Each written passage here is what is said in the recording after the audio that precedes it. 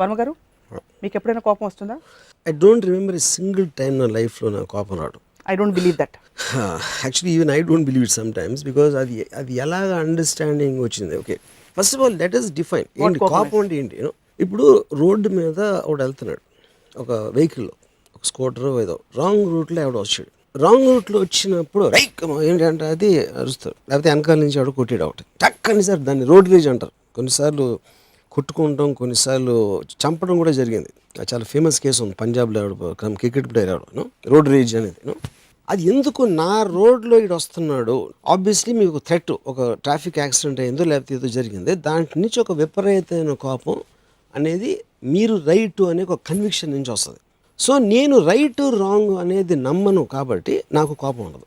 మనం ఇక్కడ కూర్చున్నాం, ఎవరో కాఫీ అందిస్తున్నారు, ఎవరో కెమెరా చేస్తున్నారు, ఇంకోళ్ళు ఏదో చేస్తున్నారు, నా డ్రైవర్ ఏమో కింద వెయిట్ చేస్తున్నాడు, ఎప్పుడు అవుతాడో ఎప్పుడు వెళ్దామా అని వాడు అనుకుంటాడు.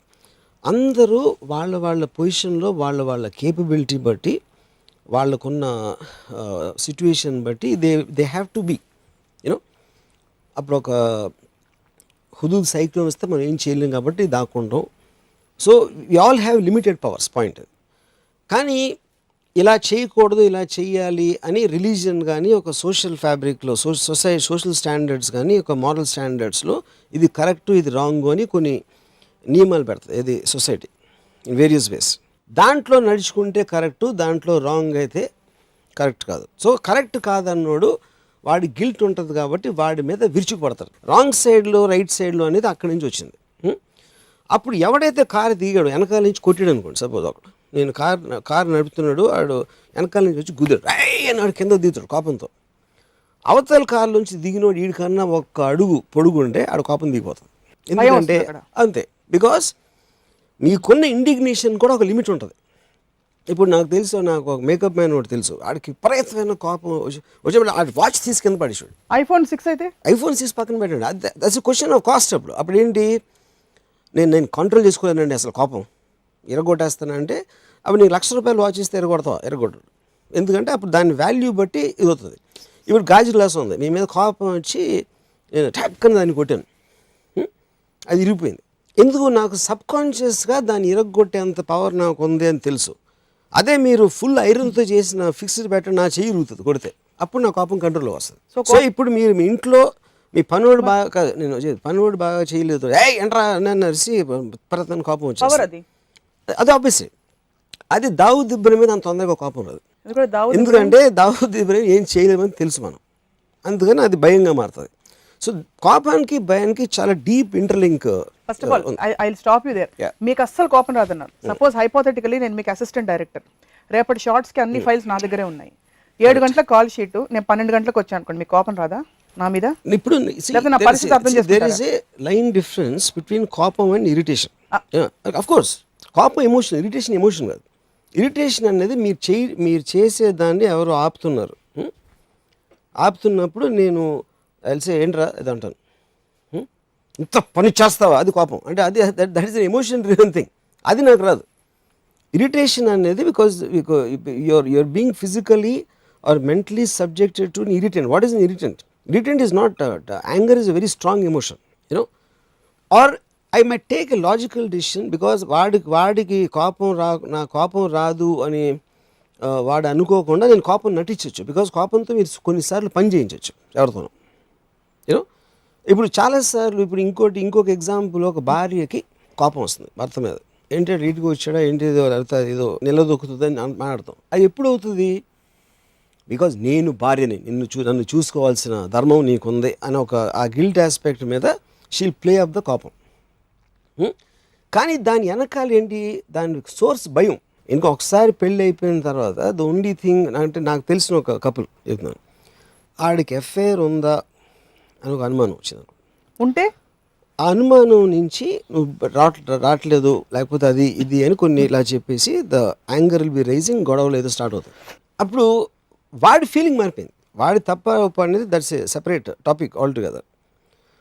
బట్ ఫండమెంటలీ అదే కోపం ఒక అమ్మాయి ఎఫ్ఐఆర్ ఉన్న అమ్మాయికి అంత తొందరగా రాదు. Because she will feel that she doesn't have the what you call stand. Plus she justifies it somewhere అంటారు. తప్పు చేస్తున్నాడు బికాస్ అదే దట్స్ వాట్ అక్కడ సోషల్ ఫ్యాబ్రిక్లో రైట్ రాంగ్ అనేది ఆల్రెడీ సెట్ చేస్తున్నావు కాబట్టి దానికి ఉన్న కనెక్షన్ తోటి మీకు కోపం భయం అనేది వస్తుంది, ముఖ్యంగా కోపం. అవును, నాకు ఎందుకు వస్తుందని కాదు, right of indignation which is called. ఇప్పుడు ఒక పాము ఉందనుకోండి, సపోజ్ పాము కలిస్తే చచ్చిపోదని తెలిసినావు, అప్పుడు నేను ఆ పాముని స్టడీ అయినా చేయొచ్చు, లేకపోతే పక్క నుంచి వెళ్ళొచ్చు, దాని నుంచి దూకటానికి ట్రై చేయొచ్చు, దాన్ని చంపచ్చు, కానీ కోపం రాకూడదు. భూమి కలుస్తుందా అని అంతే, ఎంత స్టూపిడో వాడు ఎవడైతే ఏం చేస్తున్నాడో వాడు is coming with a certain thing. ఇది వాడి అవసరం కోసం వాడు ఏదో వస్తున్నాడు, వాడి అవసరం కోసం ఏదో చేసాడు, వాడికున్న పాయింట్ ఆఫ్ వ్యూలో ఏదో చేసాడు సంథింగ్. మీకు ప్రాబ్లం కాబట్టి you should take that thing out if you have the power, but you cannot lose your emotional thing. Okay, ఇంకోటి చెప్తాను మీకు. నేను నా wife when I was married we went to see a film అయిపోయిన తర్వాత మేము ఇంటికి వచ్చాం. అది మధ్యలో సినిమా బాగాలేదని ఒక అరగంట 40 నిమిషాలు చూసి వీ కేమ్ బ్యాక్. ఒక అపార్ట్మెంట్, అది ఒక డోర్ ఉంది దానికి. నేను బెల్ కొట్టాం, లోపల పని పిల్ల ఉండేది, ఒక 17-18 ఏళ్ళ అమ్మాయి. తలుపు తీయలేదు, ఈ గడి తీసుంది అంటే లోపల నుంచి గడి ఇస్తుందని అర్థమవుతుంది. మళ్ళీ బెల్ కొట్టేప్పటికి కొంచెం డీలే అయిన తర్వాత తను తీసింది తలుపు. మేము లోపలికి వెళ్ళి రత్న ఏమో తను కిచెన్ వైపు వెళ్ళింది, నేనేమో బెడ్రూమ్ వైపు లెఫ్ట్కి వెళ్తాను. సడన్గా ఐ హర్డ్ స్క్రీమ్, అరిసింది రత్న. చూస్తే ఒక మగవాడు అలా నడుచుకుంటే వెళ్ళిపోయాడు బయటికి. So obviously understood what's happening. So they are making out inside the kitchen whatever they doing. సడన్గా తలుపు కొట్టేసి గడి తీసుకునేటప్పటికి they had no choice but to open the door. So వాళ్ళు ఏం ప్లాన్ చేశారు, ఓకే అక్కడ దాక్కుని ఇలా ఉంటే ఏదో ట్రై చేసి వెళ్ళిపోవచ్చు అనేది ఏదో అనుకుని ఉంటారు వాళ్ళు. ఇంక my wife started screaming at my that girl, what ever words.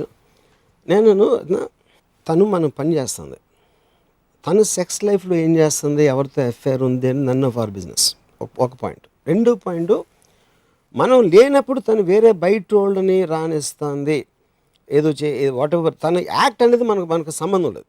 బయట వాళ్ళని రానిచ్చింది అనేది మన ఇంటి సెక్యూరిటీ ఆస్పెక్ట్ అని నువ్వు అనుకుంటే వార్నింగ్ అన్న ఇవ్వు, లేకపోతే పనిలోంచి తీసే. One of the two you can take a decision, but don't shout and scream and show anger. అంటే then she start screaming at me. ఎందుకంటే whenever people can't talk with logic, they resort to violence, whether it's verbal or physical. అప్పుడు అదే ప్లేస్లో ఒక మా father ఎవరు ఉన్నారు అనుకోండి, అంటే I'm talking about a more stronger man, నన్ను కొట్టేవారు, అంతే డిఫరెన్స్ ఉంటుంది. Verbal or physical violence they both come from the same source. అప్పుడు ఎందుకు you are feeling a tremor, ఇంత పని చేస్తావా అని అనేది ఫస్ట్ ఆ పని ఏంటో తెలీదు, నీ రైట్ ఏంటో తెలీదు. But it is every programme reaction is like that. It comes from your belief system. So that is the verbal violence and physical violence కి అంతే డిఫరెన్స్. సో ఇరిటేషన్ అనేది దోమ కుడితే చింగ్ అంటుంది, అప్పుడు మనం ఇలా అంటాం, దాని మీద కోపం రాదు. You know you want to take it away. It is causing a physical discomfort. అలా కదా నేను ఇందాక లేట్గా వచ్చాను కదా షూటింగ్ కి, అప్పుడు మీకు ఇరిటేషన్ ఎందుకు వచ్చింది? నాకు ఇరిటేషన్ ఏం రాలేదు. ఇరిటేషన్ వస్తుందని చెప్పారు కదా మీరు. నేను ఒకవేళ లేట్ గా షూటింగ్ వస్తే మీ అసిస్టెంట్, ఎందుకంటే మీ ఫ్రేమ్ వర్క్ లో మీ రూల్స్ ప్రకారం 7 గంటలకు రిపోర్ట్ చేయాలి. It is stopping me from doing something, it is coming in my way, it is bothering me. So you are entitled to anger or irritability or whatever if it comes in your way అంటారు.